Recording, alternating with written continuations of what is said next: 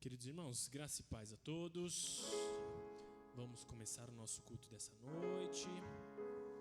E para começar o culto dessa noite, peço que os irmãos fiquem em espírito de oração enquanto a gente vai entoar uma música que é a transcrição literal do Salmo 119.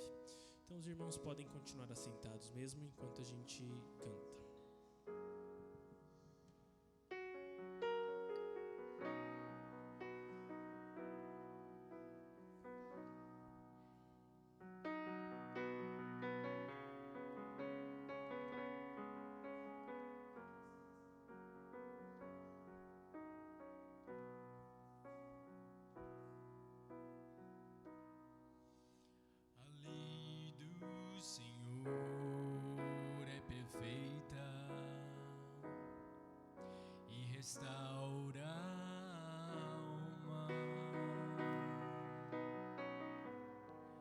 Testemunho do Senhor é fiel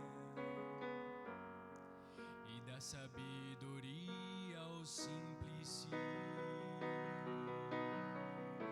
São mais desejáveis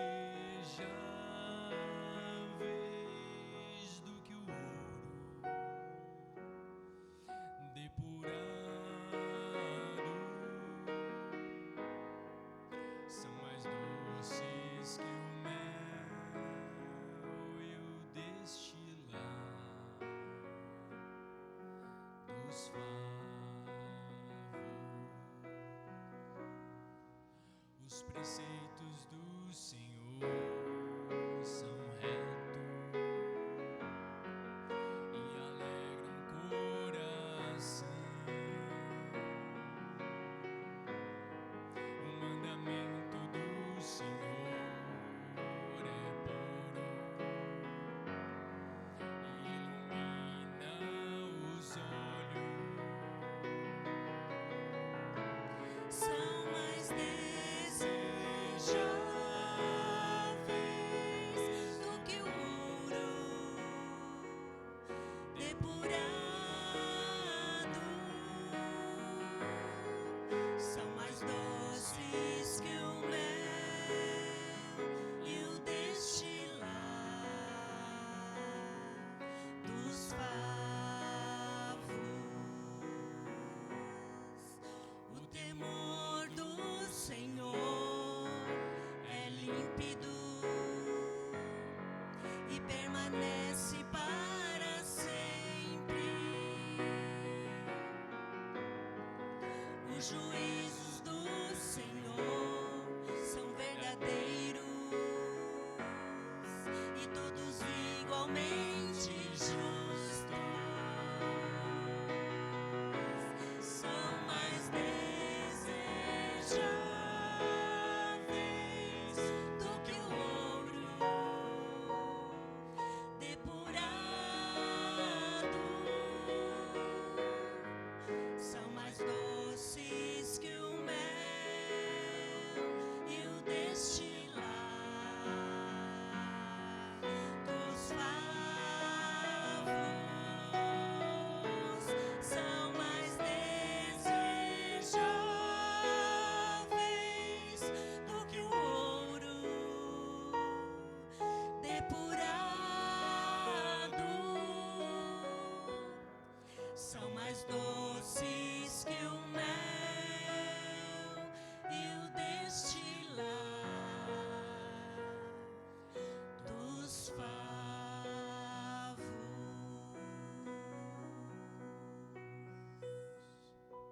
Amém.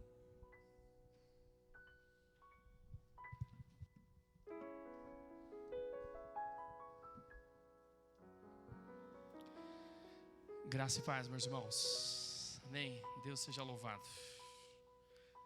Cante mais, viu, Daniel? E Júlia, fica bonito. E glorifica a Deus. E alegra o nosso coração, né? Ver a família assim cantando, louvando a Deus. Amém, queridos. Deus seja louvado. Vamos fazer uma breve leitura da palavra de Deus. Abra sua Bíblia em Atos dos Apóstolos, capítulo 2. E olha como é interessante, como Deus cuida coordena, dirige, nos ajuda a dirigir o culto. Começamos uma música falando sobre a palavra de Deus, enaltecendo o lugar da palavra de Deus, a beleza da palavra de Deus, de acordo com o Salmo 119, que é um tratado maravilhoso sobre a palavra de Deus. E aí em Atos 2:42, nós temos aqui o relato, né, dos primeiros anos da vida da igreja. E o que essa igreja fazia, né? Qual era o cerne? Qual era o centro? Era o ensino da palavra. Era a dedicação na palavra. Porque é o centro, é a palavra de Deus. É Deus que nos deu a sua revelação por meio da palavra, por meio da escrita humana, por meio de pessoas. Revelou a sua vontade, e é nessa palavra que nós encontramos vida, renovação, avivamento, chamado, correção. É na palavra. E aí como é que a igreja vivia? E deve ser a forma como nós devemos viver. Eles, os irmãos, lá do início, se dedicavam ao ensino dos apóstolos e à comunhão. O ensino dos apóstolos era a pregação, eles estavam sempre pregando a palavra. Eles se dedicavam ao ensino dos apóstolos e à comunhão, ao partir do pão e às orações. Todos estavam cheios de temor e muitas maravilhas e sinais eram feitos pelos apóstolos. Os que criam mantinham-se unidos e tinham tudo em comum. Mas o ponto de partida aqui, o centro da vida dessa igreja, era a comunhão na palavra, era a perseverança. O texto diz: eles se dedicavam, outras traduções dizem, eles perseveravam. A marca da igreja é a sua perseverança na palavra. Aí vai lá,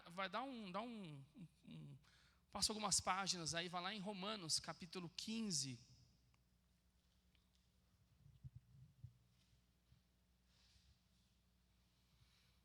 E o que nós temos aqui, Paulo agora falando da igreja de Roma, também falando sobre as escrituras, sobre a palavra, sobre a perseverança, necessária perseverança que precisamos ter na palavra, em Deus. Romanos 15:4 diz assim: pois tudo o que foi escrito no passado foi escrito para nos ensinar, de forma que por meio da perseverança e do bom ânimo procedentes das escrituras, mantenhamos a nossa esperança. A marca da igreja é a sua perseverança na palavra.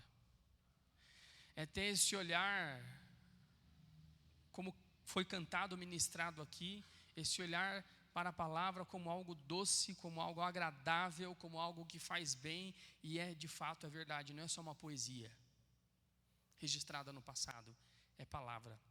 E a gente tem a igreja no seu início da sua jornada, perseverando nessa palavra. E a gente tem aqui Paulo escrevendo a Roma num contexto tão complexo. Ele disse: olha, tudo que foi escrito no passado, daqui para trás, tudo que foi escrito, tudo aquilo que Deus disse, foi escrito para nos ensinar, de forma que, por meio da perseverança e do bom ânimo procedentes da onde? Das escrituras. Nós olhamos para esse mundo, não vemos muita esperança, muita perspectiva. Às vezes olhamos para a nossa própria vida e não vemos muita coisa. Desanimamos até pelas nossas fraquezas. Mas olhamos para as escrituras e podemos ter nela bom ânimo, né? E devemos nela perseverar. Porque é por meio dessa perseverança e do bom ânimo procedente da escritura, vem de Deus, da sua palavra. Só assim nós vamos manter a esperança. A esperança em quem? Em Jesus Cristo nosso Senhor, que é a razão de estarmos aqui nesta noite. Amém? Então vamos nos levantar, vamos orar mais uma vez, agradecendo a Deus pela sua palavra, porque Ele é o ponto de partida de tudo. Deus disse, sua palavra, Ele disse, e tudo veio à existência. Ele, parte dele a comunicação com os homens. Ele fala com os homens. Ele falou com seus servos no passado e nos deixou a sua palavra. E quando vemos Paulo aqui falando, olha, tudo que foi escrito lá no passado para que nós pudéssemos, nesta palavra, na palavra de Deus, perseverar, para termos bom ânimo, para termos, alcançarmos mantermos a nossa esperança, algo nesses dias que nós precisamos desenvolver, esperança, perseverança, para alcançarmos a esperança, que é a volta, a vinda do nosso Senhor. Então vamos louvar a Deus e agradecer por isso. Senhor, nós te louvamos neste início de noite, porque estamos aqui reunidos como teu povo, nesta casa de oração, com a tua palavra aberta, Senhor, e acessível ao nosso coração. O Senhor tem toda a liberdade, Senhor, como o Senhor já tem nos conduzido pelo teu Espírito aqui nesta noite, de falar. Falou por meio dos cânticos, fala-nos por meio da tua palavra, e nos leva para esse lugar, o lugar onde nós precisamos sempre estar, que é diante do Senhor e na sua palavra, meditando, nos alimentando, deixando ela passar pelo nosso coração. E queremos nesta noite mais uma vez fazer isso, Senhor. E estamos aqui por causa da palavra. Estamos aqui por causa da palavra. E te agradecemos por isso, porque ela é palavra viva do Senhor. Palavra viva que penetra o nosso coração. Como ela mesmo diz, ela faz discernir os nossos pensamentos, o nosso coração, e divide, revela o que está errado, mostra-nos o caminho correto, mostra-nos também o nosso devido lugar como filhos do Senhor. Mostra-nos que estamos num lugar de privilégio, de servo. Tua palavra é maravilhosa. Ó Deus, fala-nos nesta noite por meio da tua palavra. Fala-nos nesta noite por meio do teu Espírito falando. Fala, Senhor, fala a tua igreja, fala ao teu povo que se reúne nesse lugar, mas fala ao teu povo também, Senhor, que se reúne em toda a face da terra, deste grande, extenso mundo, Senhor. A tua igreja está espalhada em toda a face da terra. Esta igreja que um dia iniciou aqui perseverando, por meio dessa perseverança na palavra, no ensino apostólico, ela avançou. E esta igreja também, Senhor, irá perseverar, continuará perseverando nessa palavra, na palavra do Senhor, e por isso ela vai vencer. Ela é a igreja triunfante, igreja que vive em batalha sim, Senhor, mas é uma igreja que anda em triunfo, porque ela está guiada na sua palavra. Conduza-nos nesta noite, Senhor, nós te pedimos em nome de Jesus. Amém, amém. Podeis assentar.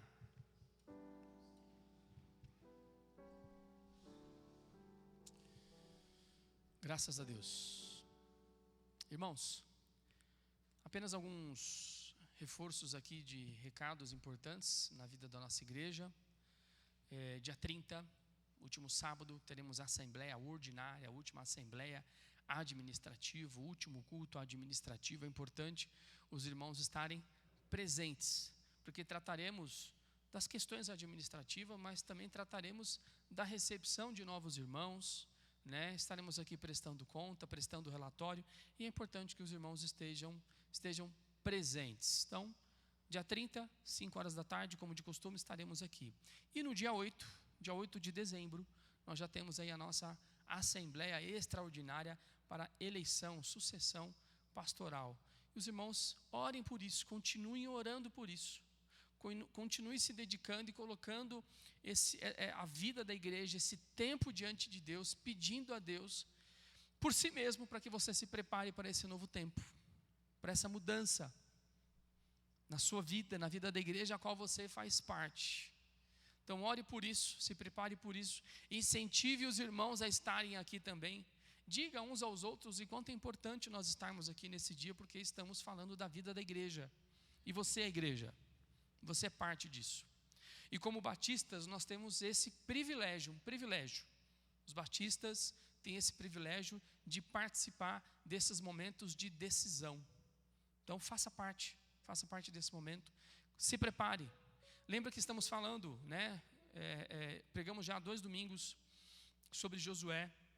E os irmãos perceberam em alguns momentos ali Deus chamando Josué para a preparação, depois Josué chamando o povo para a preparação. Então estamos nesse processo de preparação. Prepare-se, amém? Prepare-se, porque o Senhor está nos chamando, para a obra dele, para trabalharmos. Então prepare-se e que possamos estar aqui. E no dia, deixa eu lembrar aqui da data, acho que é o primeiro domingo de dezembro, Isso, dia 1º de dezembro, nós teremos o batismo da nossa irmã Ivana. Estamos caminhando com ela já há algum tempo, né? E estamos desafiando ela a cada dia, ela dá o seu próximo passo na sua decisão. Nós caminhamos juntos aqui um período. Então é importante também que a igreja abrace, incentive, caminhe junto nesse sentido.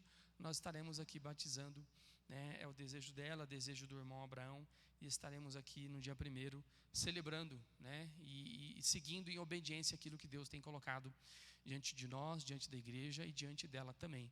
Ore por isso, incentive ela nessa caminhada, nessa jornada, incentivem uns aos outros. Nós temos muitas orientações da palavra de Deus que diz: incentivem uns aos outros, incentivem uns aos outros. Como é que está o seu incentivo mútuo, meu irmão? Como é que está a sua conversa mútua? Os irmãos têm se visitado, os irmãos têm conversado, os irmãos têm se encontrado extra reunião, extra culto. Se esforcem, isso é bom, isso é importante. Nesses tempos, nós estarmos incentivando uns aos outros. A carta aos Hebreus tem uma exortação lá. O autor diz: não deixem de se reunir como igreja. É muito mais do que ir ou estar, é ser. Mas o ser também é estar junto. E nós precisamos fazer isso uns com os outros. Às vezes aquela palavra de incentivo: irmão, estou sentindo sua falta, não deixe de estar aqui, venha aqui em casa, posso passar na sua casa, manda uma mensagem, esteja em contato, incentivando uns aos outros em amor, né? E o autor diz: ainda mais que se aproxima o dia, o grande dia, diz o autor. Há 2000 anos, a expectativa da vinda do Senhor era iminente. E o que dirá nos nossos dias? O que dirá nos nossos dias? Com tantos sinais se confirmando, o dia, D maiúsculo, o dia da vinda do Senhor se aproxima. Então é importante que nós, em amor, nos incentivemos uns aos outros. Amém? Vamos ter um tempo de oração. E eu quero ouvir os irmãos. Alguém tem algum pedido, alguma necessidade que queira compartilhar? Por favor, pode falar, minha irmã.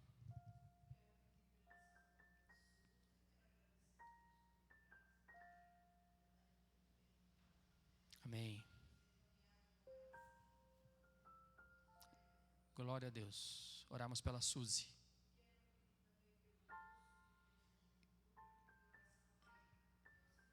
Sidney. Vamos orar pelo Sidney também. Mais alguém? Pode.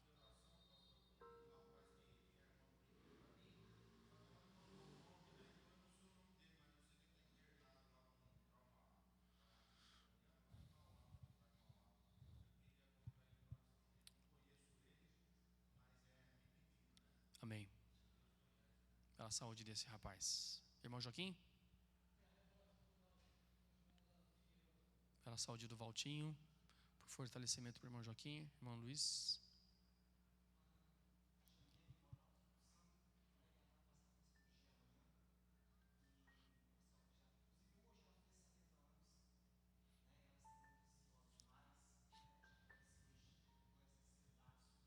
Uhum.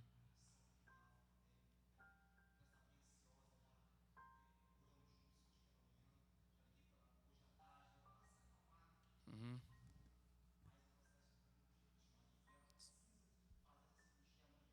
Pela sua tia, então, por essa cirurgia que ela vai fazer amanhã, 70 anos, delicado. Irmã Angélica? Pela mãe e pelo irmão da irmã Angélica. Irmã Ana. Pela sua família. Amém.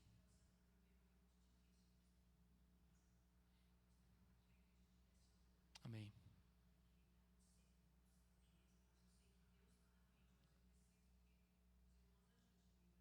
Amém. Amém. Perceba esses momentos, meus irmãos. Nós estamos aqui abrindo o nosso coração, né? Então, é um momento importante. Não estamos ocupando apenas um espaço no culto. É um momento para a igreja orar. Orar pelas famílias, uns pelos outros. Mas alguém tem algum pedido? Irmã Edna?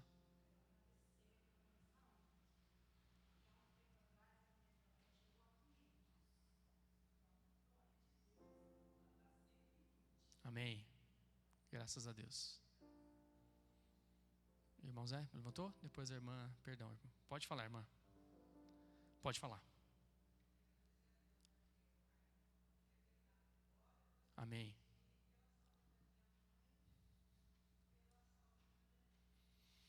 A irmã Rita caiu esses dias lá num buraco, né?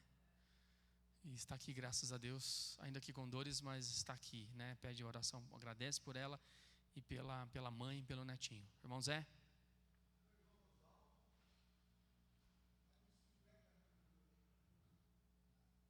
Amém. Amém. Peço aos irmãos que continuem orando pela Mari e pelo João. A gente tem passado aí semanas bem difíceis, né, de saúde deles. Parece comum, mas desgasta a gente. Desgasta num nível, e assim, a gente está bem desgastado nessas últimas semanas, neles nessa recorrência, né? E eu sei que os irmãos estão orando, e eles estão se recuperando, e nós também, né? Mas continuamos ainda a precisar das orações dos irmãos. Mas alguém tem algum pedido? Alguém aqui em cima? Orar pela irmã Fran. Ela estava aqui de manhã, está com uma alergia, uma reação alérgica, né, Tiago? Pastor Tiago, uma relação, né, uma reação alérgica, não sabe ainda do que. E é uma fase tão delicada na gestação, não pode tomar qualquer remédio, né, qualquer coisa, tudo é mais sensível, né? Vamos orar pela vida da Fran. Irmãos, vamos ficar em pé? Eu quero chamar aqui 2 irmãos. Quero chamar o irmão Daniel.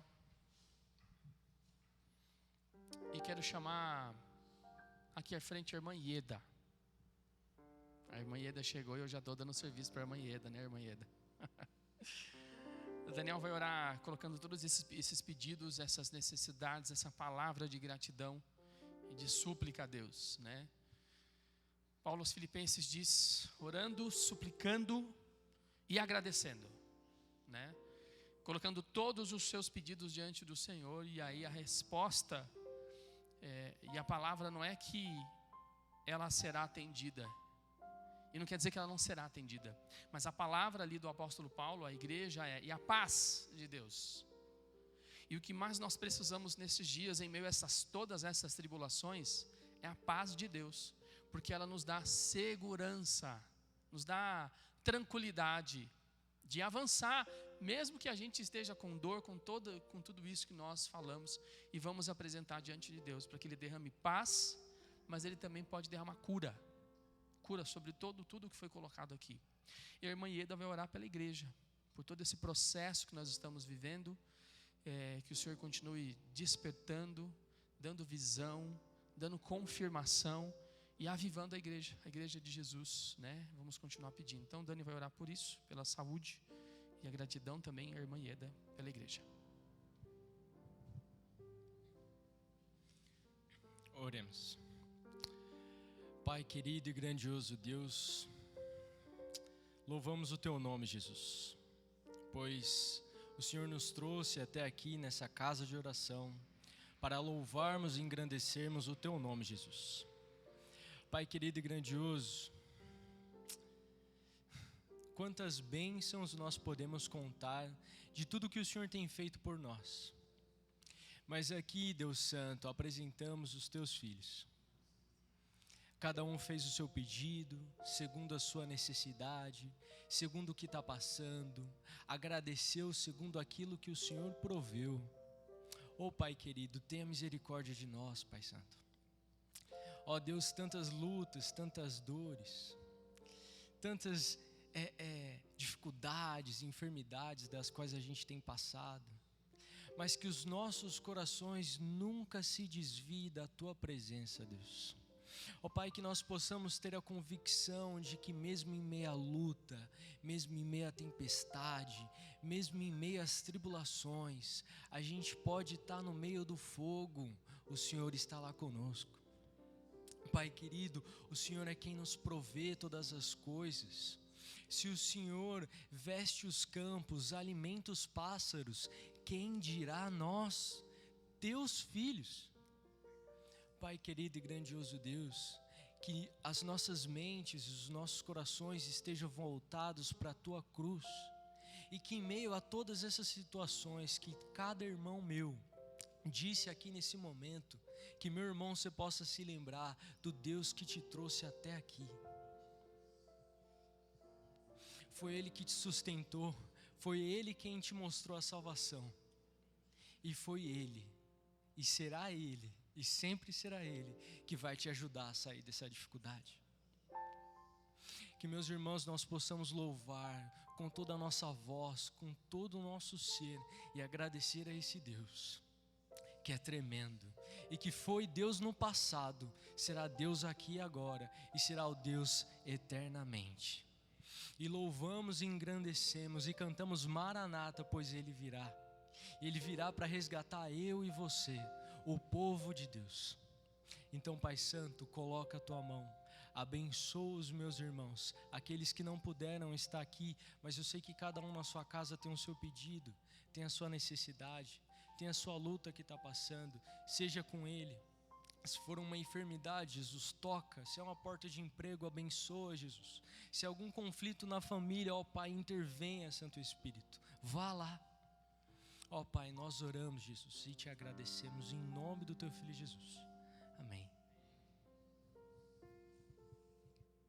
Senhor, nesta noite, quero louvar e bendizer o Teu nome, Senhor.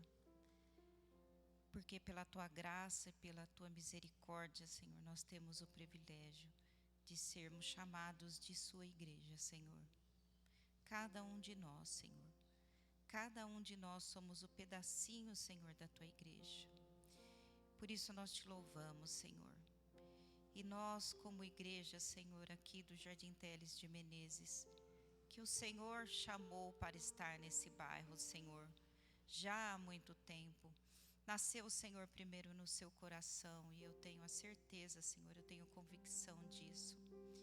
Eu peço a Ti, Senhor, que nós possamos fazer diferença na vida, Senhor, dos nossos familiares, na vida, Senhor, dos nossos vizinhos, na vida, Senhor amado, desse município, Senhor, como igreja que o Senhor nos escolheu, Senhor, para estar aqui.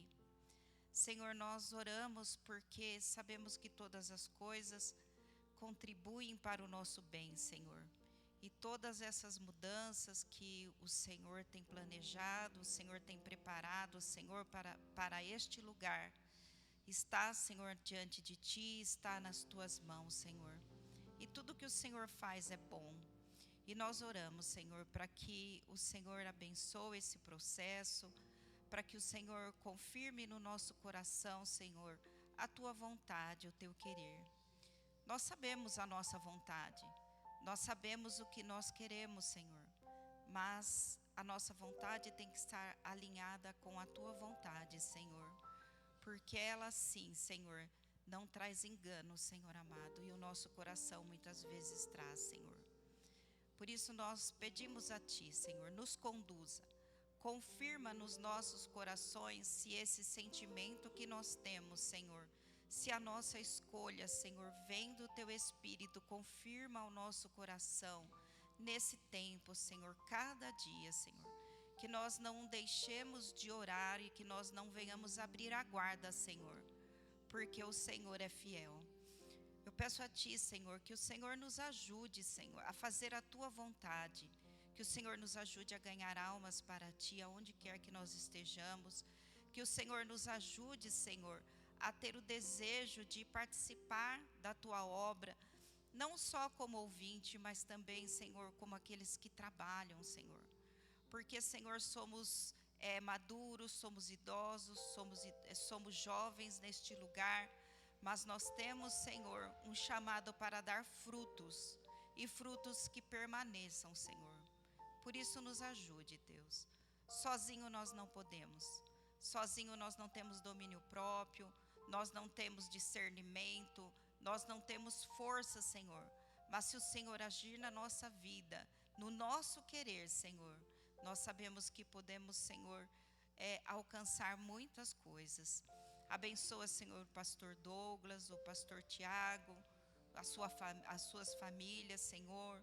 Conduza-os aonde o Senhor quer que eles vão, Senhor.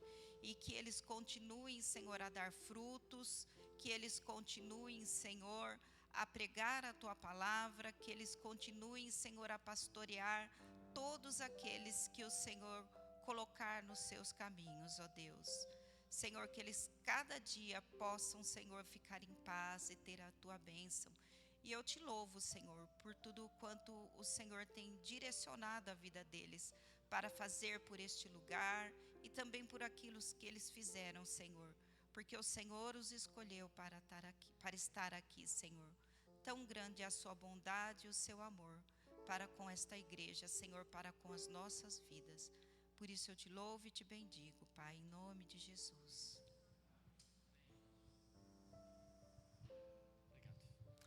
Podemos sentar, queridos.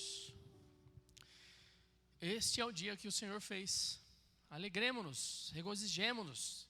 Se você escolheu estar aqui nesta noite, louve a Deus, cantando, orando, adorando, agradecendo. Não saia daqui sem entregar aquilo que você veio entregar. Adoração, gratidão. Se lágrimas, entregue. Mas não saia daqui sem entregar aquilo que você veio fazer nesta noite. Em nome do Senhor Jesus. Amém? Vamos louvar a Deus cantando? Amém. Irmãos, nós vamos continuar agora com o momento de dízimos e ofertas, com o hino do HCC de número 369, que o título é Cristo Bom Mestre, Eis-me eu querer. É um hino bem conhecido. Os irmãos que vieram preparados podem depositar ali os dízimos e ofertas no gasofilácio.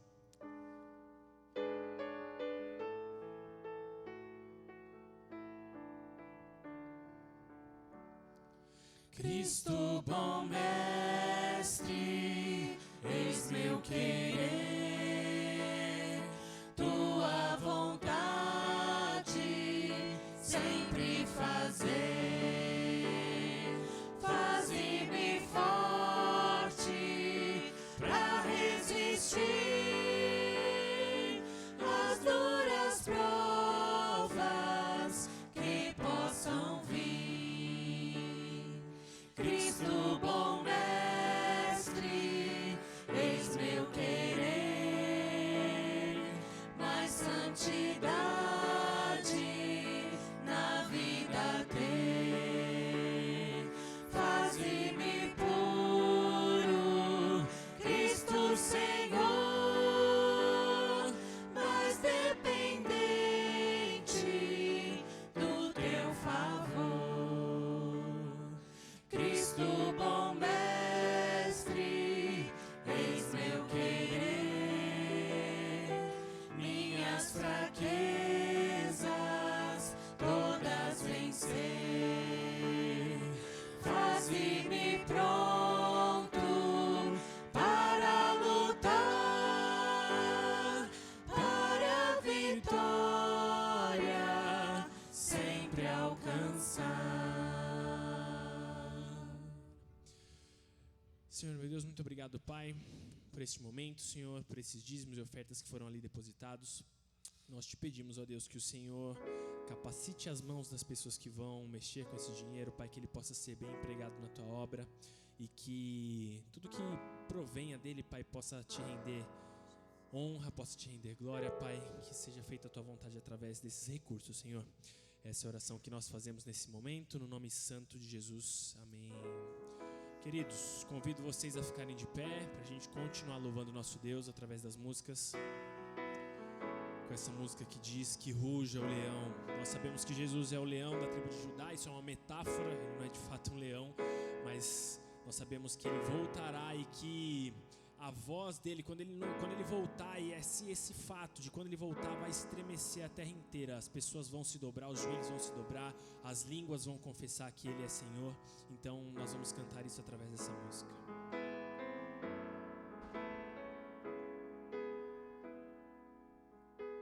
Sobre o trono de justiça, eternamente haverá um rei. Ele voltará para governar as nações em amor. Que ruja o leão e que a terra estremeça diante da majestade de Jesus. Que ruja o leão e que a terra estremeça diante da majestade de Jesus.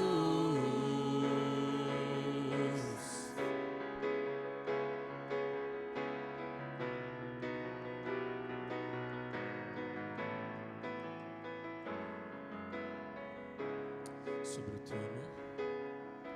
Sobre o trono de justiça, eternamente haverá um rei. Ele voltará para governar as nações em amor. Que ruja o leão e que a terra estremeça diante da majestade de Jesus. Que ruja o leão e que a terra estremeça diante da majestade de Jesus.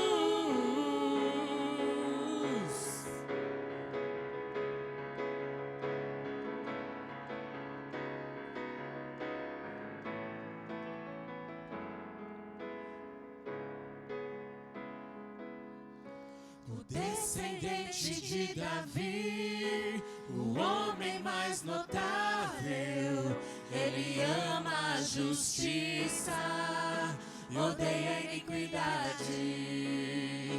O descendente de Davi, o homem mais notável, ele ama a justiça, odeia a iniquidade. Descendente de Davi.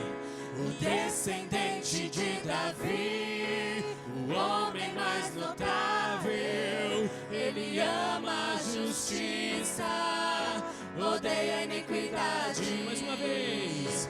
O descendente de Davi, o homem mais notável, ele ama a justiça, odeia a iniquidade. Que ruja o leão e que a terra estremeça diante da majestade de Jesus. Que ruja o leão e que a terra estremeça diante da majestade de Jesus. Uma última vez. Que ruja o leão e que a terra estremeça diante da majestade de Jesus. A última. Que ruja o leão e que a terra estremeça diante da majestade de Jesus. Essa é uma verdade, que toda a terra vai estremecer naquele dia em que Jesus voltar. E que nós possamos aqui, enquanto estamos aqui nessa terra, deixar que Ele seja o rei do nosso coração, assim como diz essa música. Rei do meu coração, seja o monte que percorro. Que a gente possa, ainda aqui em vida, olhar para aquele dia em que Ele voltará e honrá-lo por tudo aquilo que Ele fez por nós ali naquela cruz.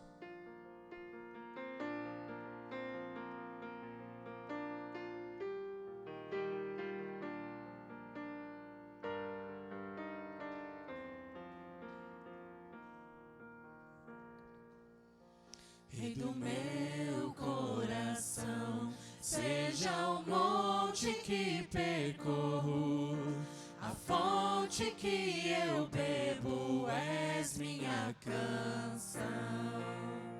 Rei do meu coração, seja o meu esconderijo, refúgio que preciso, és minha canção. Tu és bom, bom, oh, tu és bom, bom, oh, Rei do meu coração. seja o vento em minhas velas, a âncora no mar, és minha canção. Rei do meu coração, seja o meu esconderijo, refúgio que preciso, és minha canção. Tu és bom, bom, oh, tu és bom, bom, oh, tu és bom, bom, oh, tu és bom, bom, bom. Tu não me deixarás, não me deixarás jamais. Tu não me deixarás, não me deixarás jamais. Tu não me deixarás, não me deixarás jamais. Tu não me deixarás, não me deixarás jamais, pois tu és bom, bom, oh, tu és bom, bom, oh, tu és bom, bom, oh, pois tu és bom, bom, oh. E que de fato nosso coração possa ser quebrantado por essa verdade. A gente possa olhar para a cruz e de fato se achegar mais perto de Jesus. E como diz essa música aqui, do sofrer dele, participar, lembrar da obra dele. Que a gente possa cantar sempre assim.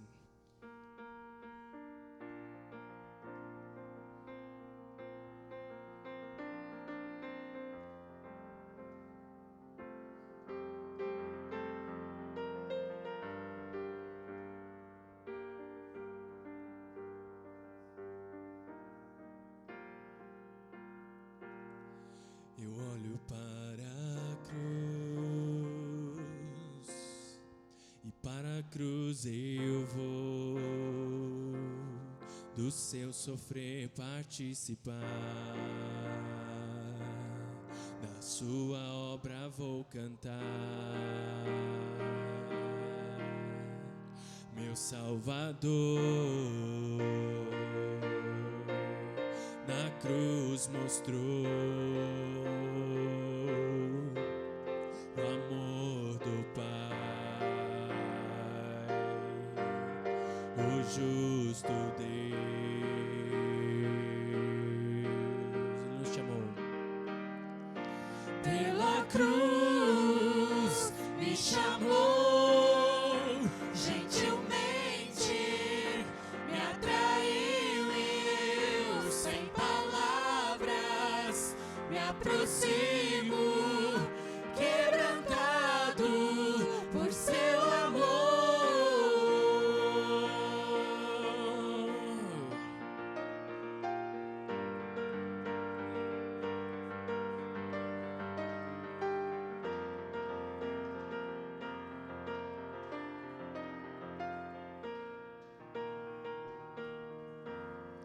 E merecida a vida, Nós recebemos.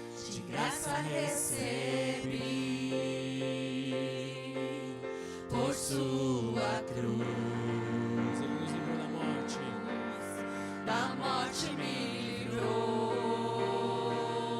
Trouxe-nos a vida. trouxe minha vida. Eu estava condenado, mas agora pela cruz eu fui reconciliado.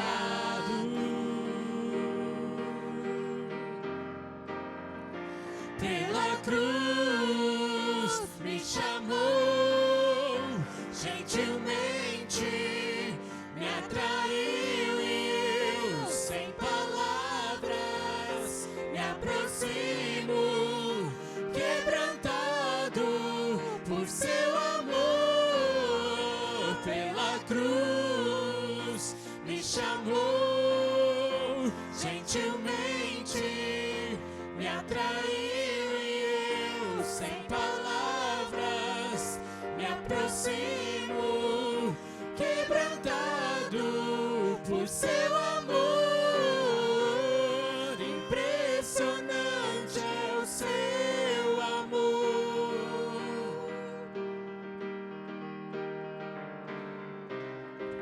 Me redimiu e me mostrou o quanto é fiel. Impressionante é o seu amor.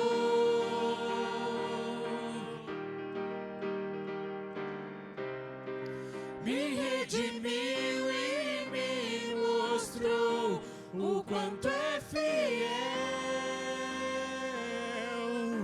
Pela cruz me chamou, gentilmente me atraiu e eu, sem palavras, me aproximo, quebrantado por seu amor. Pela cruz me chamou, gentilmente me atraiu e eu, sem palavras, me aproximo, quebrantado por seu amor.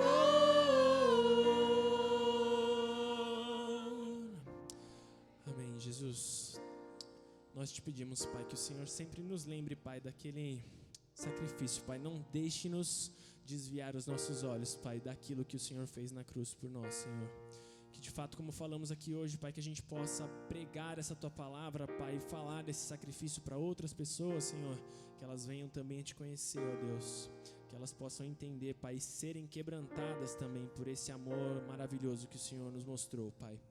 Abençoa-nos cada vez mais, Senhor. Nos ajuda a aprender, Pai, aquilo que o Senhor falou para nós através da Tua palavra.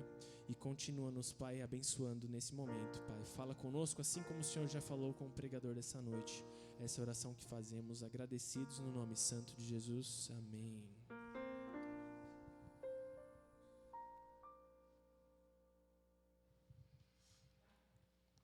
Som. Boa noite, meus irmãos. Que a graça e a paz do Senhor Jesus estejam com todos. Que bom é louvar e engrandecer a Deus, né? Que bom é participar desse culto de celebração ao nome dEle. Calma aí, gente, parece que Não, o som tá bom, acho que o meu ouvido deve ter dado uma tampadinha. Mas louvamos a Deus em todo o tempo, em todos os momentos de nossas vidas, que isso é bom. Vamos lá, quero convidar os irmãos, né? Vamos meditar hoje a respeito de um novo tempo, né? Os 10 mandamentos para um novo tempo. Né, o ano passado, finalzinho do ano passado, né, Pastor Douglas, a gente tinha programado, né, uma série de mensagens em Gênesis, mas o Senhor sabe de todas as coisas. Né, até eu tentei ser pragmático, conversei ontem com o Pastor Douglas, não, vou tentar manter a linha, né? Mas não deu certo, não. Eu já vinha estudando alguns dias a respeito dos 10 mandamentos, é isso que a gente vai ver hoje, mas não vai ser, né, uma pregação coach, né, porque sempre o coach tem esses negócios, né, as 10 soluções para a sua vida, as 10 dicas para você realizar alguma coisa, mas também não vai ser uma pregação com 10 pontos, porque eu sou batista e eu sou tradicionalzinho nessa área, então são 3 pontos só, então podem ficar tranquilos que não vai ser uma mensagem longa, extensa, mas eu dividi ela em 2 pontos. Em 2 partes. Hoje vamos fazer a parte 1 e o próximo domingo vamos fazer a parte 2, refletindo exatamente os 10 mandamentos para um novo tempo. De certa maneira, vamos falar assim um pouco de início, né? Não início em Gênesis, mas vamos tratar um pouco de início. E é interessante que aqui em Gênesis também, né, Êxodo, né, os 10 mandamentos, quem lembra onde fica, Êxodo 20.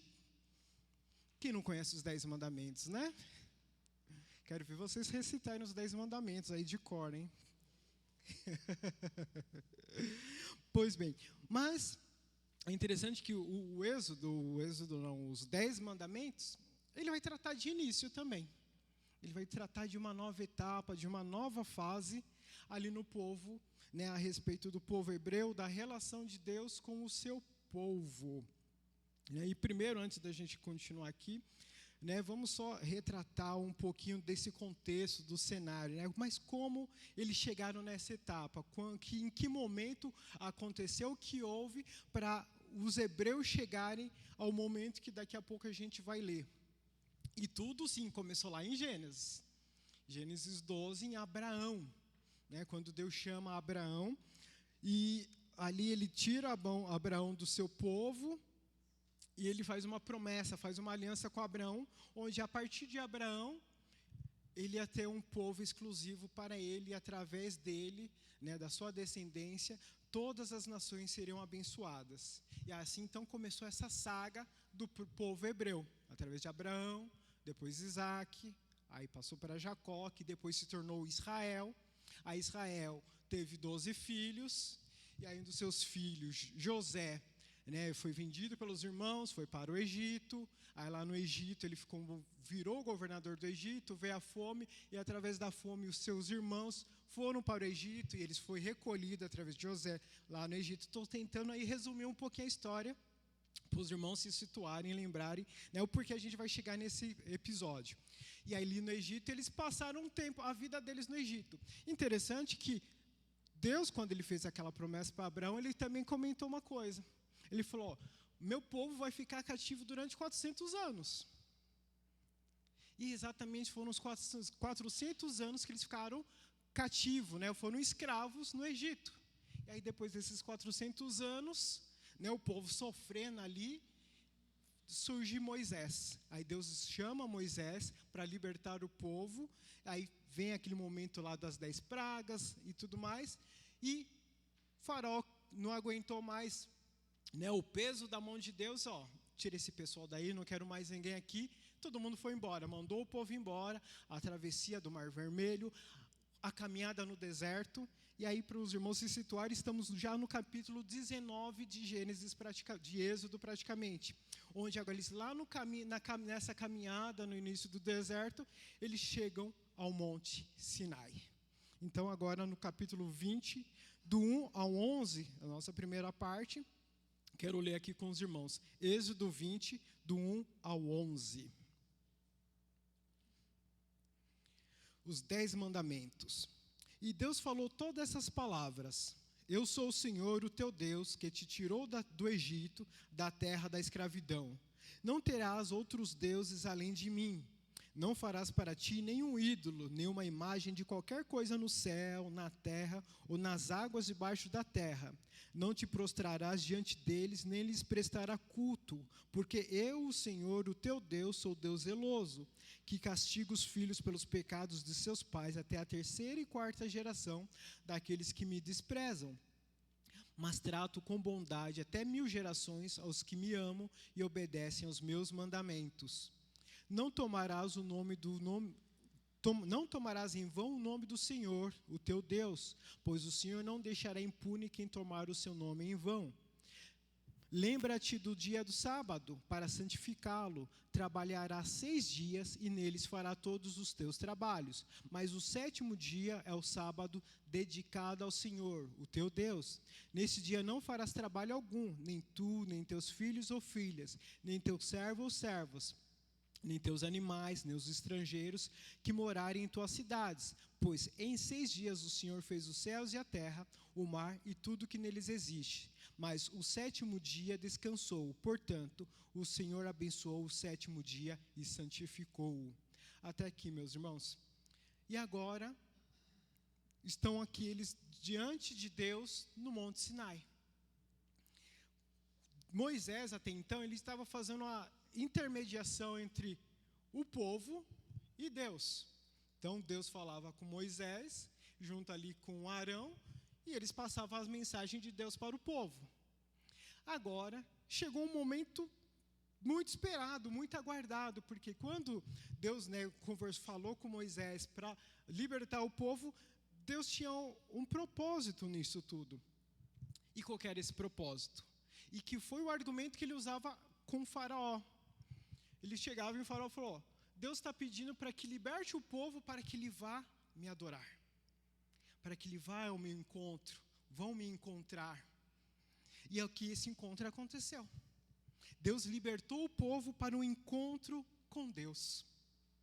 Logo, meus irmãos, os 10 mandamentos é muito além de regras.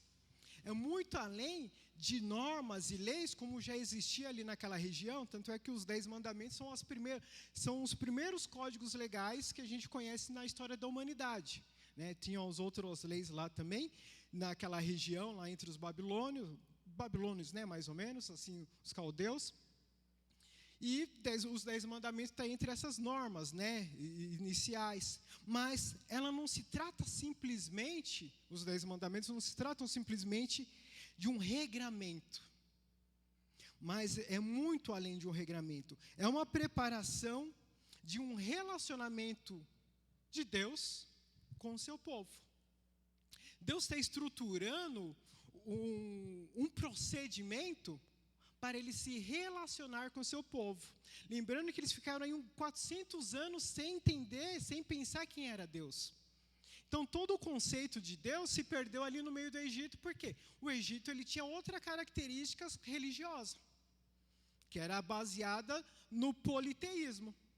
Então, para tudo se tinha um Deus. Né? Tinha o Deus da chuva, o Deus do rio, o Deus da vegetação, tudo tinha um tipo de Deus.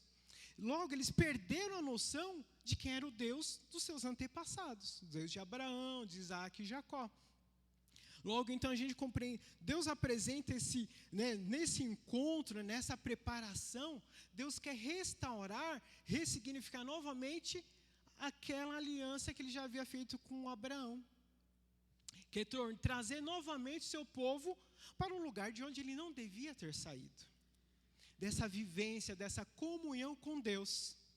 Logo, mas para que isso fosse realizado, fosse efetivo, era necessário que o povo reacendesse a memória de quem é Deus. Quem é esse Deus que começou através de Moisés ali no meio deles, falando com eles, sendo que é um Deus que eles nunca viram. Eles estavam acostumados com as divindades do Egito porque eram visuais, né? Eram os totens, né? Eram as imagens. Mas para Israel, quando Moisés chegou, o Deus, eu sou o Deus Yahvé, me mandou até vocês, o Deus dos nossos pais. Muitos deviam ter perguntado, quem é esse cara que eu nunca vi? Quem é esse Deus? Né? Ninguém viu, porque eles estavam acostumados a visualizar.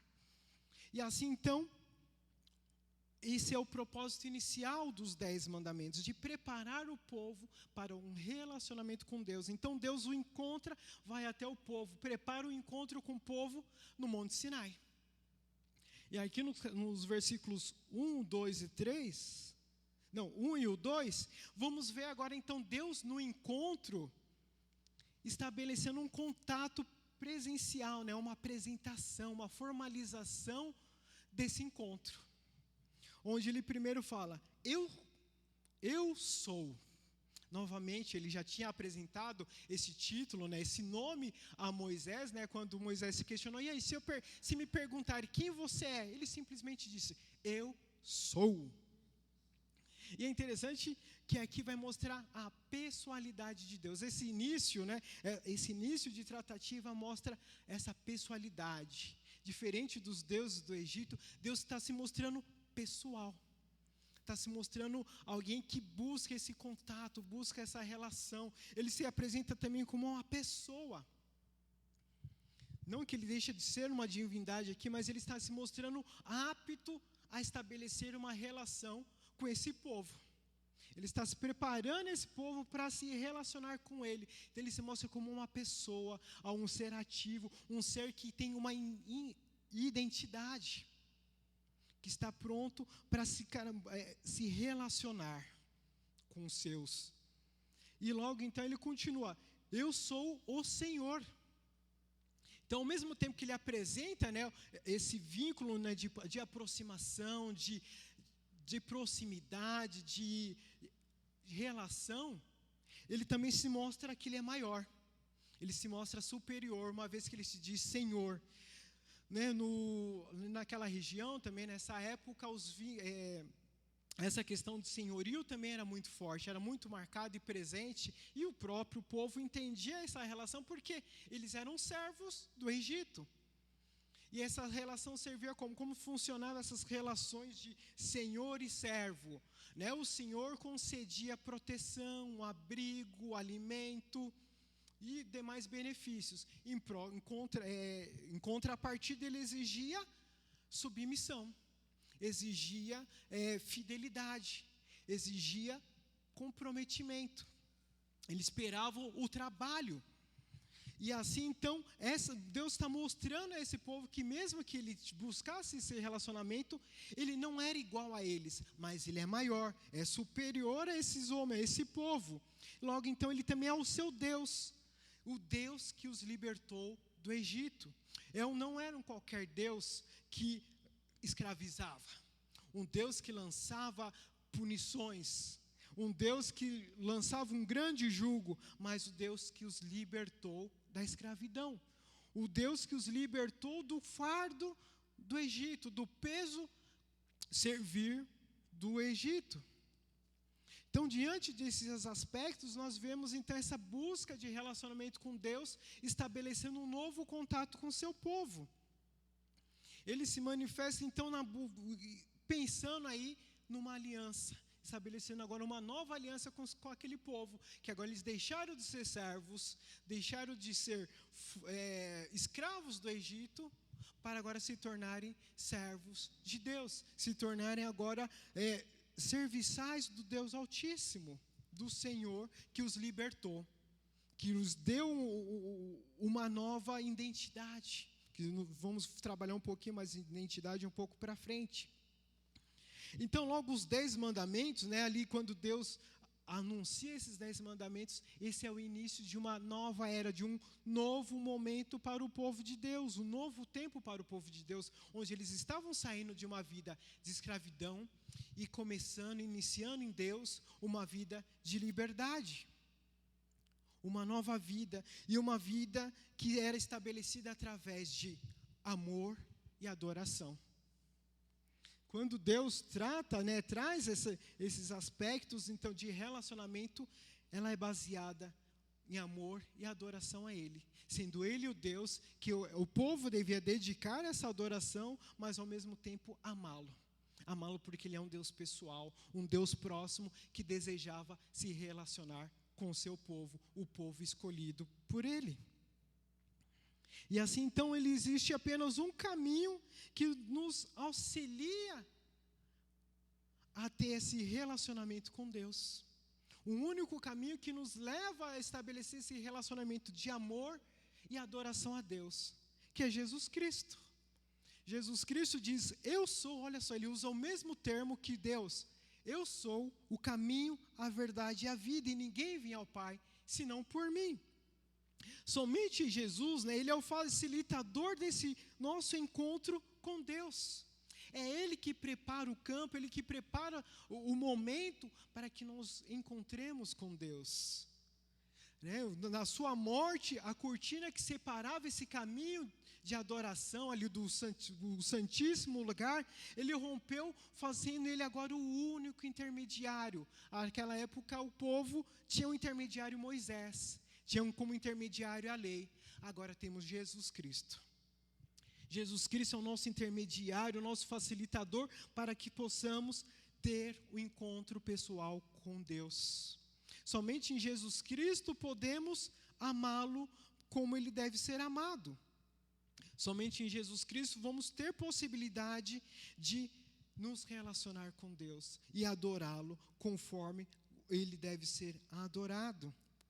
Logo, então, nesse encontro, irmãos, temos diversas ferramentas, diversos meios para nos relacionar, buscar esse encontro com Deus, porque Ele, através da sua palavra, através da igreja, Ele tem buscado se relacionar com o seu povo.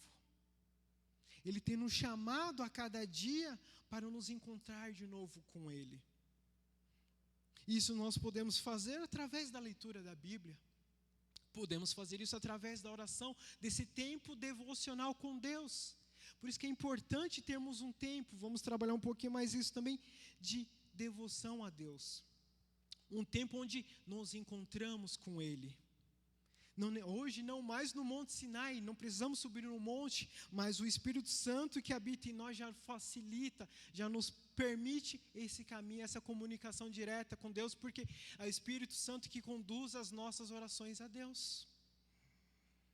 Logo, então, busquemos a Deus através do nosso Senhor Jesus Cristo, pelo poder do Espírito Santo que está em nós. E assim vamos ter um encontro fantástico com o nosso Senhor.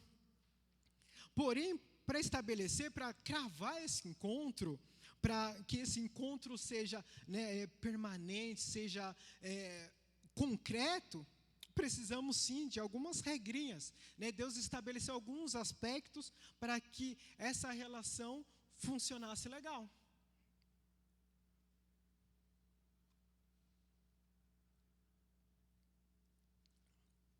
Porque todo relacionamento, ele precisa de, um acordo entre as partes.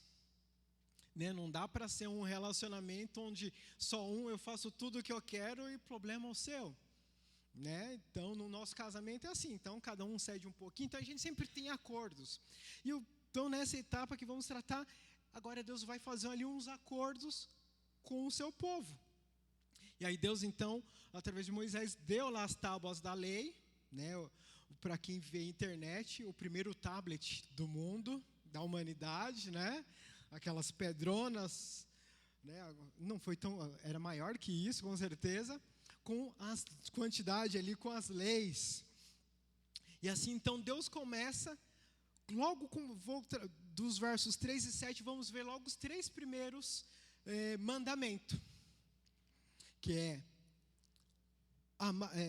olha só, eu já estou esquecendo, gente. Não terás outros deuses diante de mim, não farás nenhum ídolo e não tomar o nome de Deus em vão. Esses 3 são os 3 primeiros mandamentos que Deus estipulou ali, os 3 primeiros aspectos, para que esse relacionamento fluísse muito bem. Por que então não ter outros deuses, né? Por que não fazer outros deuses? Primeiramente, eles foram um povo escolhido, separados por Deus. E Deus aqui está solicitando para eles uma adoração exclusiva. Deus está buscando, no meio daquele povo, uma adoração de exclusividade. Não tinha como existir um relacionamento onde ele é meio que dividido. Não tinha como existir uma relação onde eu dou atenção aqui, eu me disponho aqui e ali. Porque essa adoração, esse relacionamento, não ia ser pleno. Não ia ser profundo, não seria completo. Logo, então, Deus estabelece esse princípio de diante do povo, não ter outros deuses, porque tomaria totalmente a atenção de Deus, do único Deus verdadeiro para aquele povo. Né? Diferente do que existia no Egito, que essas subdivindades, onde cada situação era um Deus, então eles tinham essas adorações meio ali ramificadas, né? Difusa. Deus queria a exclusividade. O interesse de Deus é Ele ser o único, todos os olhos voltados, todos os corações e mente voltadas a Ele, ao único e verdadeiro Deus. Logo, o contrário disso ia se manifestar em quê? Na ira e no aborrecimento de Deus. Deus não queria compartilhar esse privilégio com ninguém. E é muito interessante que Jesus traz essa mentalidade quando ele fala, né, que é impossível a gente adorar 2 deuses, não tem como. Ou adoraria-se ao dinheiro, ou adoraria-se ao verdadeiro Deus. Porque se você se dedicar a um, vai desagradar o outro. E se você se dedicar ao outro, vai desagradar um. Logo, então, essa relação vai estar meio capenga. Vai estar meio assim, não vai bem. Não, vai ficar faltando, né? Sempre vai ter aquele vazio. Logo, então, Deus está estabelecendo aqui diante do seu povo que, para que essa relação funcionasse, para que eles vivessem bem nesse novo tempo, era necessário a exclusividade em adoração ao único Deus. Esse Deus, Yahvé, o Eu Sou, o Deus que os libertou do Egito, o Deus que o tirou do Egito, que já tinha feito um pacto, uma aliança com eles desde o passado. Mas essa exclusividade também ela vai caracterizar a pureza, a santidade. Né? E de que forma? Exatamente nesse ponto de único, de ser o único, de ser separado, de ser dedicado. E é isso que Deus esperava do seu povo, essa santidade, essa exclusividade, eles serem separados, serem diferentes dos demais, que tinha tudo, né, difuso, tudo, né, espalhado. Porque Deus também o chamou para serem um povo exclusivo. Deus não compartilhava diretamente com eles esse relacionamento. Então, assim, da mesma forma que existia essa exclusividade para o seu povo, o próprio Deus exigia, né, esperava essa exclusividade através dessa santidade que ia se relacionar com a santidade dele, com essa perfeição dele. E dessa forma, assim, seria possível demonstrar esse amor e essa adoração ao único e verdadeiro Deus. E aí onde Jesus entra nessa história, que Ele é o nosso mediador, que vai nos conduzir nessa adoração, sendo Ele o verdadeiro Deus, Ele é a revelação do verdadeiro Deus. Apesar, irmãos, que ainda nas nossas vidas a gente não trata, vou entrar daqui a pouco nesse ponto, pensamos, né, assim, muitas vezes, não existir nas nossas vidas outros deuses. E aí onde entra o ponto 2, que não farás para ti, Deus, imagens de escultura. Então, que não bastasse só, né, para Deus não ia bastar simplesmente essa exclusividade, mas eles também não podiam fazer nenhum tipo de mecanismo, material, ou a semelhança dos egípcios, totens, imagens, pensando, tudo bem, eu vou tentar caracterizar Deus para facilitar a minha adoração a Deus. Vou criar aqui uma estrutura, um meio, uma estratégia para que eu consiga entender ou pensar que é esse Deus que apareceu a Moisés, que agora está aparecendo diante de nós aqui no Monte Sinai.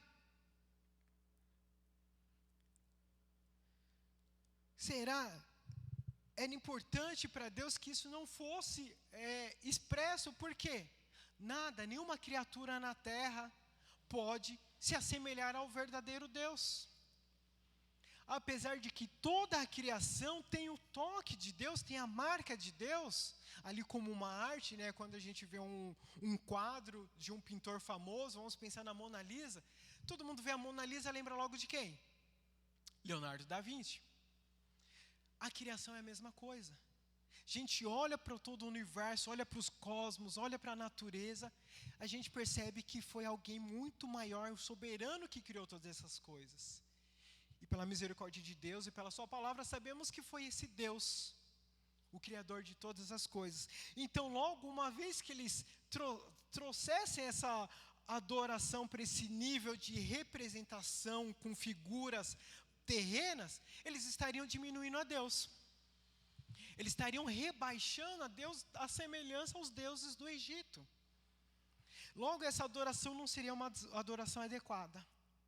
Não seria uma adoração que realmente exaltaria o verdadeiro Deus, o Deus Yahvé, o Deus que queria se relacionar com eles. Porque não é essa a forma que Deus é, mas Ele é Espírito. E o importa é que o adoremos em espírito e em verdade. Essa era a expectativa de Deus, que o seu povo o adore à semelhança do que Ele é, sendo Ele Espírito, sendo Deus verdadeiro, um absoluto, que está sobre todos nós. E aqui sim vem Jesus Cristo apresentar a imagem perfeita desse Deus invisível, onde nele habita toda a plenitude. Então, se queremos ver Deus, né, como o próprio Cristo falou ali para os seus discípulos, mostra-nos o Pai. Ele falou, quem vê a mim, vê ao Pai. Logo, para adorarmos a Deus, sem qualquer estrutura humana, só precisamos de Jesus Cristo. Precisamos olhar para Jesus Cristo, Porque Ele é a representação verdadeira de quem é o Deus verdadeiro, sendo Ele o próprio Deus, o Deus encarnado que habitou no meio desse povo.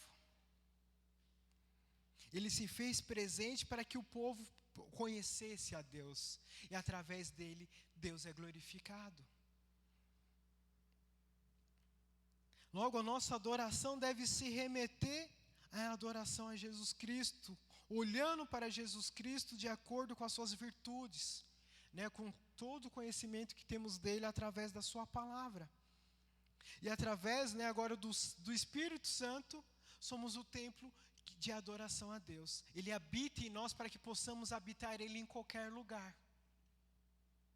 Porque Ele habita em nós. Então, não importa onde estejamos, é um momento de adoração a Deus. Não mais com estruturas, com imagens, mas porque o Espírito Santo habita em nós e nos permitiu que possamos conduzir uma adoração a Ele. E interessante que, ainda junto desse versículo, ele trata ainda também que Deus seria bondoso com todos aqueles que o amam. Que Ele visitaria todas as suas gerações. E é interessante esse ponto porque, né, tanto para o lado que continua amando a Deus, que serve a Deus verdadeiramente, sem criar qualquer estrutura física para essa adoração, e até mesmo para aqueles que rejeitam esse Deus. Ele fala que Ele vai visitar, até primeira, segunda, os filhos, os netos, bisnetos, e assim vai. O que Deus está querendo mostrar aqui? Que Ele vai continuar estabelecendo esse vínculo de relacionamento com aqueles que continuam amando Ele, que amam a Ele. E vai perpetuar pelas suas famílias. Então, quanto mais existe esse relacionamento de adoração e amor a Deus, os filhos vão aprender com os pais, assistindo os pais, vivenciando esse relacionamento com Deus. E da mesma forma os netos, os bisnetos. Então vai ser o quê? Deus está tratando aqui que, na medida que eles se relacionassem com eles, as suas gerações posteriores também iam experimentar dessa graça. Mas do contrário, aqueles que rejeitariam, né, rejeitassem a Deus, as suas gerações iam sofrer com essa rejeição. Não que eles sofreram um castigo ali pontual, mas as consequências desse desvio iam ser marca na vida dessas pessoas. Mas, Tiago, como isso acontece? De que forma? Né, eu vou dar um exemplo aqui. Vamos supor uma família que tem problema com alcoolismo. Geralmente o filho assiste o pai a beber. E de repente ele vai lá e começa a beber também porque acha natural. E ali vai definhando a família. Aí o neto segue a vida da mesma forma. E vai definhando a família, e vai definhando a família. Mas o contrário é a mesma coisa. Quando o pai é crente, vive, né, tem uma vida de relacionamento com Deus, seus filhos assistindo aquilo, eles também vão aprender a amar a Deus. E da mesma forma seus netos. E se assim vai perpetuando a palavra de Deus na vida dessa família. Né, lembro muito bem de um livro que o pastor Rafael me emprestou anos, eu ainda era menino, mas me marcou bastante, exatamente por esse ponto. Né, e aqui não se trata de maldição hereditária. E eu achei muito interessante que o autor trouxe uma palavra que que esqueci agora. Mas ele diz que, lembrei, ciclos de não graça. Quando estamos distante de Deus, vivenciamos ciclos de não graça, porque sofremos com o nosso pecado. É como Paulo diz, que a ira de Deus é derramada na vida do homem quando ele perpetua em viver pecando. Aí Deus vai derramando sua misericórdia, mas o cara lá continua insistindo em pecar. Aí chega uma hora que Deus fala: você quer viver dessa forma? Beleza, viva, fica à vontade. Mas isso aparentemente para ele é tudo lindo, maravilhoso, mas na verdade não. É a ira de Deus sobre ele, ele não está percebendo que está sendo destruído. Essa, né, é a ira, é a manifestação da ira de Deus. Mas também podemos demonstrar, né, essa graça de Deus de uma outra forma. É quando não tomamos o nome de Deus em vão. Esse é o terceiro mandamento. Não tomar o nome de Deus em vão. Mas o que seria tomar o nome de Deus em vão? Eu sempre pensei isso também, sempre me foi uma dúvida, gente. O que é, vou ser sincero, desde que eu era católico, que lia lá, né, tipo, o que significa isso? Porque eu fiz a catequese, então tive que aprender os 10 mandamentos. Mas eu não entendi o que é tomar em vão, né, tipo, mas o que é tomar o nome de Deus em vão? Em primeiro lugar, a gente precisa entender qual que era a validade, né, qual que era a importância do nome ali naquela região que a gente conhece como Oriente Próximo. E o tomar o nome de Deus, a importância do nome para eles, que ele mostrava exatamente a identidade, o pertencimento. E uma vez que você carregava o nome do seu pai, então você tinha essa importância, né, e essa responsabilidade de fazer com que o seu pai não fosse desonrado. Né, vamos trazer para os dias de hoje, né, a gente manda os filhos para a escola, ó, não quero que receber bilhetinho da professora, é mais ou menos isso. Hoje o pastor Douglas estava comentando que na escola ele era um aluno exemplar, não deixava a professora, né, mandar bilhetinho para casa, porque ele tinha um terrível medo da mãe dele. Né, jamais, ele esperava fazer qualquer coisa para que a mãe dele não fosse chamada na escola. E eu tenho certeza que é o pensamento de todas as mães, né? Primeira coisa que manda o filho para a escola: não quero receber bilhete da professora. Né, porque isso é desonrar, é jogar, né, como dizem os árabes, jogar o nome na lama. E a gente não quer ter o nosso nome na lama, não quer nada relacionado com a gente de uma forma né, vexatória. E para Deus não é diferente, meus irmãos. E quando ele trata aqui que não tomar o nome do Senhor teu Deus em vão, é isso. Não trazer vergonha para Deus. Não escandalizar o nome de Deus. Não fazer coisas que vai apontar, né, tipo, olha lá, aquele fulano diz que é crente. Ou no tempo deles, olha lá, aquele fulano diz que é israelita, é hebreu, olha o que ele está fazendo. É isso. Né, o nome de Deus não poderia ser envergonhado. O nome de Deus não poderia ser jogado na lama, mas muito pelo contrário, ele devia ser exaltado através da vida do seu povo. Deus chamou o seu povo, ele separou o seu povo para esse propósito, de levar o seu nome a todas as nações, apontando a ele como o Deus verdadeiro, o único Deus, o Senhor absoluto de todas as coisas. Logo, uma vez que fosse maculado o nome dele, isso seria terrível para a história da redenção.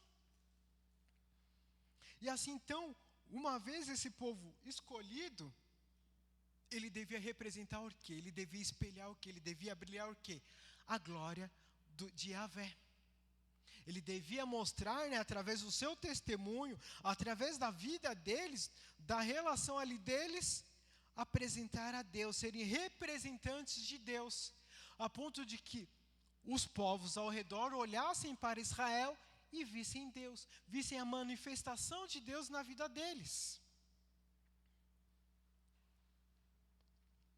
E em Cristo, meus irmãos, somos chamados a refletir essa graça de Deus, né, de sermos testemunhas por todos os cantos dessa terra. Como diz em Atos, em Jerusalém, Judéia e Samaria até os confins da terra. Ele nos chamou como igreja, ele nos chamou para nos reunir e espelhar, de refletir, de anunciar o nome de Deus. Anunciar as grandezas daquele que nos chamou para a maravilhosa luz, aquele que nos reconciliou com Deus. Somos chamados de nação santa, povo eleito. Uma vez então com esses títulos nas costas, né, somos embaixadores Logo, então, temos uma grande responsabilidade de carregar esse nome. E de carregar esse nome com muito valor, com muito apreço. Para que o mundo veja através de nossas vidas, onde quer que estejamos, dentro da nossa casa, do nosso trabalho, da escola, na vizinhança, testemunhar o nome desse Deus, testemunhar de Jesus Cristo, como aquele que nos reconcilia com Deus. Porque através de Jesus Cristo, Ele demonstrou a sua bondade para com o mundo. Onde Jesus Cristo se entregou na cruz para resgatar, para libertar o povo da escravidão, os homens da escravidão. E assim Ele colocou esse nome, o nome de Jesus Cristo, acima de todos os nomes. Onde um dia todos prostrarão diante dEle. Olha a importância disso. E como se nós então, né, como vamos carregar esse nome de qualquer jeito? Se ele vai ser, a gente cantou aqui que ele vai ser, todo joelho vai se dobrar. E como todo joelho vai se dobrar, um Deus que, né, a gente não dá valor. Que não carregamos o nome dele da forma que deve ser carregada e anunciada. Mas também temos um novo tempo, irmão. Nesse novo tempo também vamos colher frutos. Vamos ter momentos de alegria, de celebração. Versos 8 ao 11 vai falar do 4º mandamento. E esse mandamento também é muito conhecido e muito polêmico. Que é guardar o sábado. Não precisam responder, mas devemos ou não guardar o sábado? Né? Ali o dia do sábado certinho. Embora nós batistas, né, eu lembro que uma vez, na minha preparação lá do concílio, aí estudando a história dos batistas, eu peguei um livro, né, que resume um pouco tanto da história e da doutrina batista, né, do viver batista. E aí tinha o autor que fez questão de frisar o domingo como o dia do Senhor. Então, esse é o dia do Senhor, então deve ser dedicado plenamente. Então, ao acordar até o dormir, a gente deve dedicar 100% a Deus. Né? Então, estar aqui na igreja de manhã, tarde à noite e fazer todos os rituais. Mas, afinal de contas, o que é o sábado? Já pararam para perguntar o que é o sábado? Além de ser o 7º dia que está no nosso calendário? Interessante também que eu descobri estudando um pouquinho, eu nunca tinha pensado nisso, né? Se a gente pensa, o nosso calendário, ele é o calendário gregoriano. Então, tem uma raiz ali um pouco cristã, né, latina. E aí estava vendo dos povos não latinos, a história é outra, né? O calendário é baseado nas divindades ali do extremo norte. Então, achei muito legal. Opa, Júpiter, Thor, descobri que Thor também é um dia de, se eu não me engano, é quarta-feira ou quinta-feira, mas... E a gente tem os dias sequenciais por conta da nossa tradição cristã, né? Domingo, dia 1º, o ano do Senhor, o dia do Senhor. E assim vai, segunda, terça, quarta, quinta e até chegar no sábado. Então aqui é só a título de curiosidade mesmo. Mas o que é o sábado? Sábado do hebraico, sabat, que significa exatamente descanso. O dia da folga. Né, o dia para parar as nossas atividades. É só isso. Mas, esse dia Deus o santificou.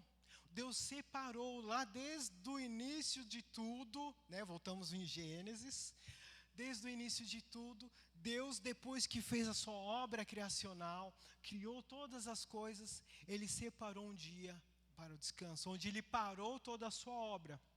Lembramos que Deus continua trabalhando. Jesus Cristo fala, né? E Ele continua trabalhando também. Mas Ele dedicou um dia para esse descanso, para a contemplação. E assim é importante a gente entender a questão do sábado para o povo hebreu, aqui na saída do Egito, pelo seguinte: eles eram escravos. E escravo, todo mundo sabe, não tem dia de folga. Né, interessante aqui, né, olhando o nosso contexto Brasil, enquanto agora lá no Congresso eles estão debatendo a questão de mais um dia de descanso, não. Olha como o nosso Deus é sábio. Ele já, desde a eternidade, ele já estava imaginando, pensando, propondo exatamente um período de descanso para a humanidade. Mas voltando aqui, os escravos, eles não tinham descanso. Era trabalho aqui para os nossos dias, de domingo a domingo, de sol a sol. Não tinha vida fácil, não tinha mansidão para eles, não. Então, logo, eles só conheciam esse sistema de vida, né? De uma vida pesada, né? Ali as duras penas, na chicotada, ali na ponta do chicote, né? De grande dureza. Então eles não tinham ideia do que era o descanso, não tinham ideia do que era parar, porque isso era algo só para os senhores, só para a alta classe, só para aqueles que dominavam o sistema. E aqui a gente consegue ver mais uma vez a bondade de Deus na vida do seu povo, onde ao libertar o povo, ele está demonstrando ao povo que está dando um dia de paz e descanso a eles, mostrando para eles, né, cravando ali para eles que eles não eram mais escravos, onde eles tinham essa condição de estar trabalhando e trabalhando e trabalhando, mas agora eles eram livres, e sendo livres, eles poderiam descansar. Mas o descanso tem um propósito, não é um descanso aleatório, não é um descanso só para vou dormir o domingo todinho, o sábado todinho e pronto. O descanso tinha um propósito. E novamente, voltando aqui ao princípio, o propósito da adoração. Deus estava demonstrando para eles que essa saída, a liberdade deles estava condicionada, vamos dizer assim, à adoração a Deus. Lembra que no começo qual que é o propósito aqui dos 10 mandamentos? Um relacionamento de amor e adoração.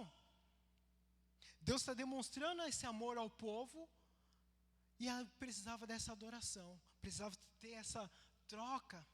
E agora o povo precisava dedicar a Deus um tempo exclusivo de adoração.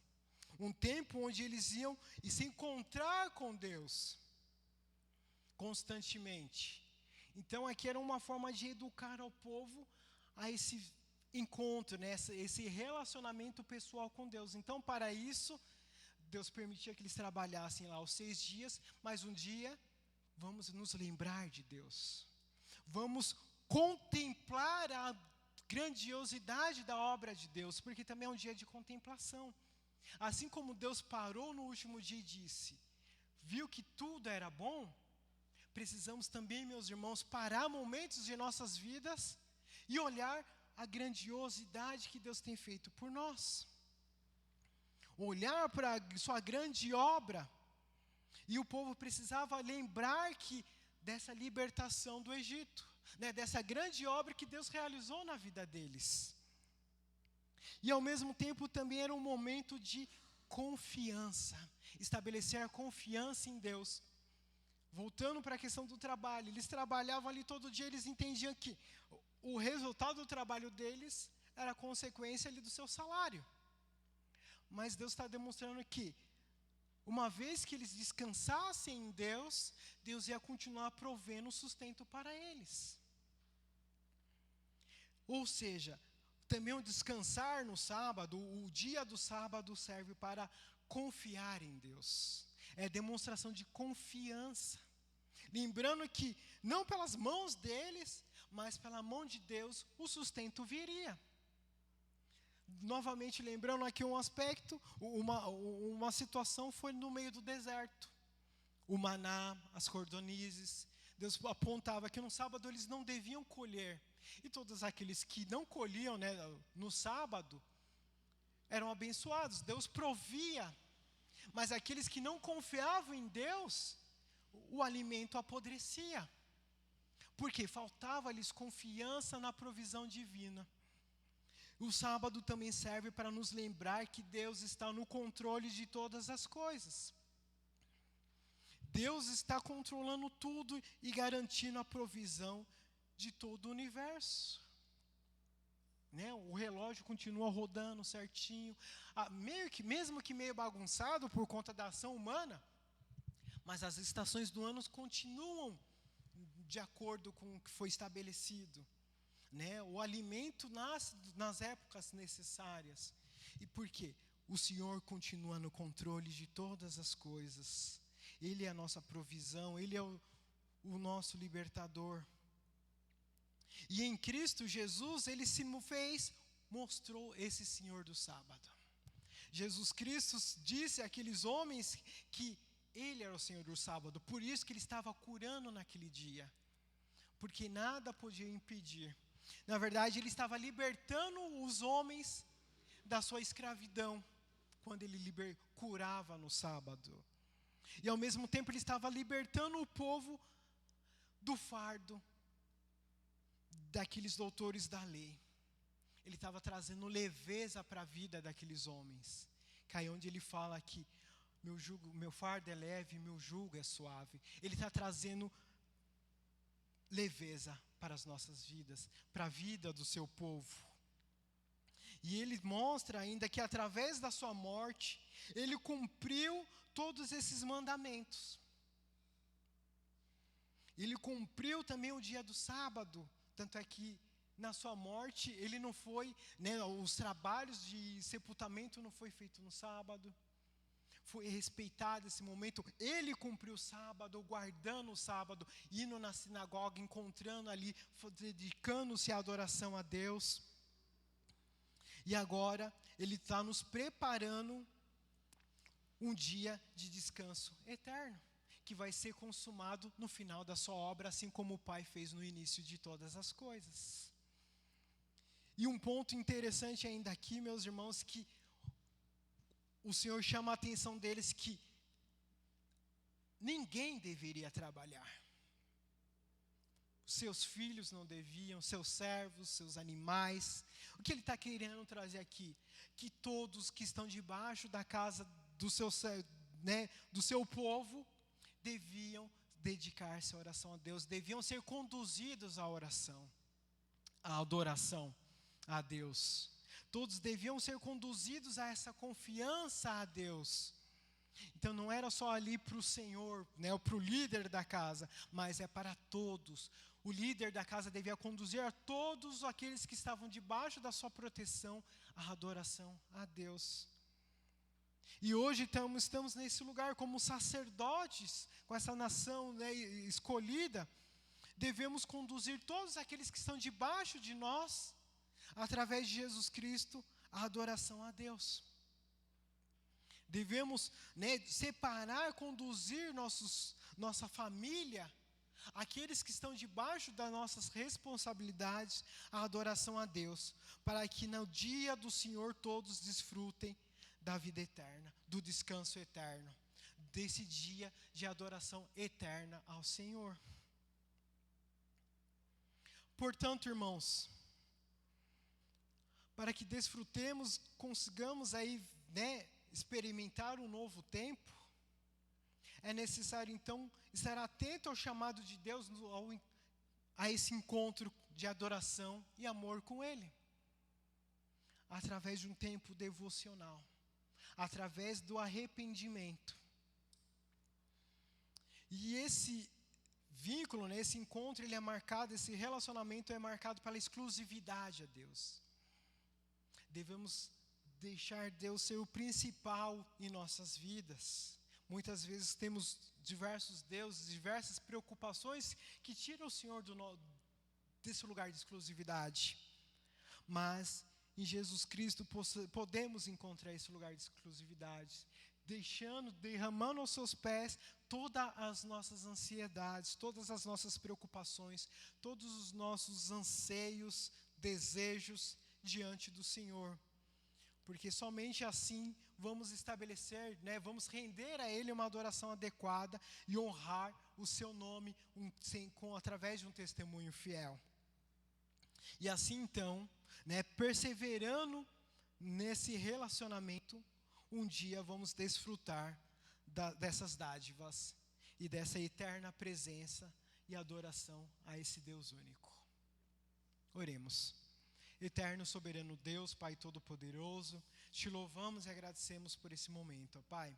Sua palavra, Pai, foi apresentada diante de nós e pedimos, Senhor, seu auxílio através de Jesus Cristo, pelo poder do teu Santo Espírito, Pai, que nos conduza, Senhor, nesse encontro contigo, Pai. Que o teu Espírito, Senhor, se manifeste em nossas vidas para que possamos buscar a ti verdadeiramente, Pai. E tirar, Senhor, todos os deuses das nossas vidas e lançando todas as nossas ansiedades através dos pés de Jesus Cristo, ó Pai. Confiado, Senhor, que o Senhor estará cuidando de todas as nossas necessidades, todos os nossos anseios. E assim, então, para que possamos render a Ti, Senhor, dedicar cada dia que o Senhor nos dá um tempo de adoração e louvor ao Seu santo nome, Pai, estabelecendo esse relacionamento de amor, ó Deus. Para que assim, Senhor, quando Cristo concluir a sua obra, Senhor, de redenção, onde Ele vencerá, Senhor, todos os males, Pai, desfrutarmos eternamente contigo na sua eterna glória, Pai, em louvor e adoração ao seu santo nome. Amém. Bom, irmãos, vamos ficar em pé. Temos algum pedido? Não? Então, que o Senhor Jesus abençoe a semana dos meus irmãos. E que, dia após dia, meus irmãos, não deixe vazia esse momento com Deus, mas preencha, busque a Deus no seu dia a dia. Tenham pelo menos ali meia horinha que seja, porque aí como um exercício físico, de pouquinho em pouquinho a gente consegue fortalecer esse relacionamento com Deus. Oremos. Que a graça do nosso Senhor Jesus Cristo, que o amor de Deus nosso Pai e a comunhão do teu Santo Espírito esteja com todos. Amém. Deus abençoe.